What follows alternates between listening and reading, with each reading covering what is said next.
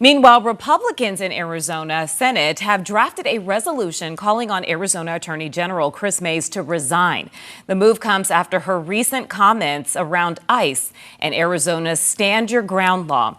12 News journalist Sean Rice sat down with Senate President today, and Sean, he's joining us now with more. Sean? Yeah, Green Bay Attorney General Kris Mayes' comments on Arizona's Stand Your Ground law has made national headlines. Law enforcement organizations across our state have called her words to us in an interview, quote, reckless and irresponsible. They are joined by renewed calls now for Mayes to express her full support for every member of law enforcement, including those who enforce our immigration laws. If somebody comes at me wearing a mask and I can't tell whether they're a police officer, what am I supposed to do? In a recent interview with 12 News, Arizona Attorney General Kris Mayes questioned how Arizona's Stand Your Ground law, allowing citizens to use lethal force when they feel threatened, will play out as immigration operations are carried out here in the desert. We also have a federal government that is putting officers on the street without any identification. That is combustible.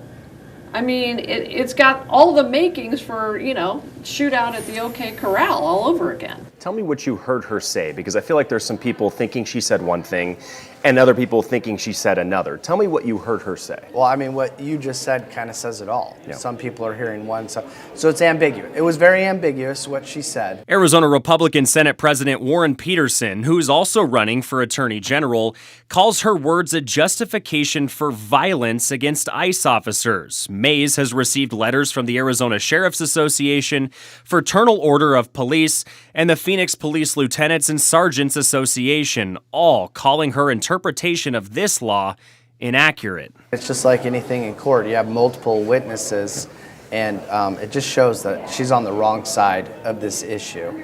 And instead of her, just recanting her words, saying she supports ICE, she's actually doubling down. The Arizona Sheriff's Association says Arizona law is clear. Law enforcement officers are expressly exempt from Arizona's self-defense and Stand Your Ground statutes.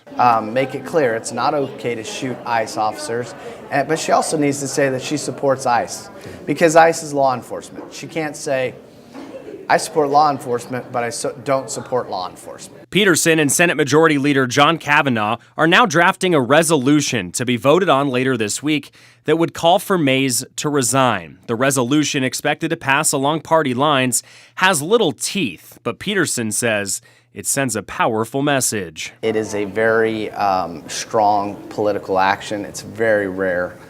So obviously it's very, it's damning, and it just shows the lack of confidence that the legislature has in her right now. This past Sunday, Mayes released an online video regarding last week's comments on ICE activity. The idea that I would want the life of any member of law enforcement put in danger is wrong, it's offensive, and it is an outright lie. Danger to law enforcement is the very thing I want to avoid in Arizona. And Petersen tells me that resolution is expected to be voted on Thursday inside the Senate chambers. Now, today I reached out to Mayes' office for comment on the resolution and those letters by law enforcement organizations all across our state. A spokesperson referred us to that video Mayes posted 48 hours ago across her social media pages. We'll provide that full statement tonight on 12news.com. Troy. All right, Sean, interesting topic. Thank you. Less than